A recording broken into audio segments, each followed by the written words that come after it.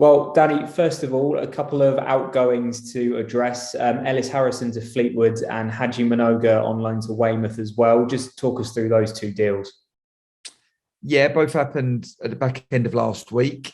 Obviously, firstly, Ellis, who's left on a permanent deal to Fleetwood. Just want to wish Ellis all the success in the world. We're certainly going to miss him. The training ground will be slightly quieter without his presence.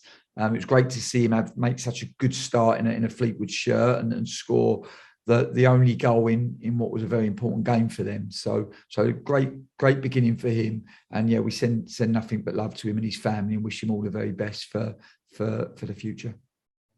Yeah, and Haji as well. Haji, yeah, in terms of Haj, just a really good move for him. Weymouth were a club that have been very, very keen to take him for a long while. It was really important that we found a home for Haji and some regular football and a club that thought a lot of him and were really keen to give him the game time that he needs to continue on his development. So he played on Saturday against Southend. The reports that we had were really positive. So he's made a good start to life at Weymouth, and he was back in training with us today. And it's great that we're able to have that relationship with Weymouth, where he will be able to play games and train at Weymouth, but also come back to us and allow us to keep moving his development in the right direction. You mentioned obviously seeing Weymouth play on Saturday. I suppose with the Exeter game happening on the Friday night, it gave you a free weekend to be able to watch a few games. Yeah, absolutely. We were out and about as staff over the weekend. We got to a lot of games Saturday and Sunday. I had the pleasure of going to Wycombe and Sunderland. Nicky did 3 games. I think he went to Coventry at midday, Kidderminster at 3:00, and then went to Birmingham, Plymouth at 5:00, and even got extra time in the third game. So that was good.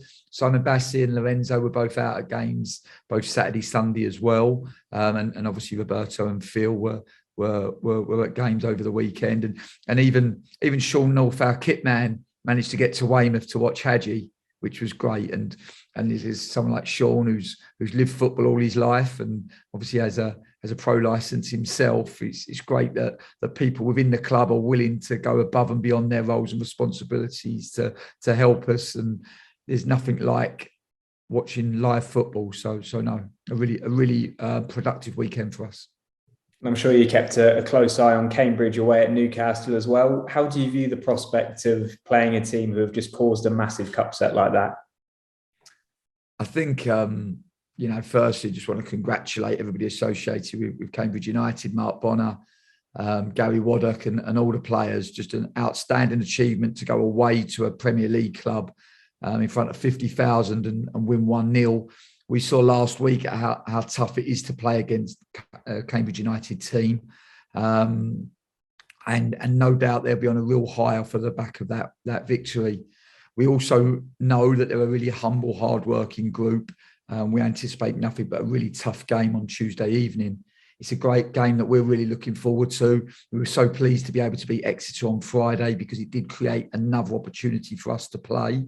And after the enforced break of 23 days due to COVID, we've been starved of football. So it's great that we've now been able to have 3 games in quite quick succession. And we really believe that these games will help set us up for what is a really demanding league schedule at the back end of January and into February and March.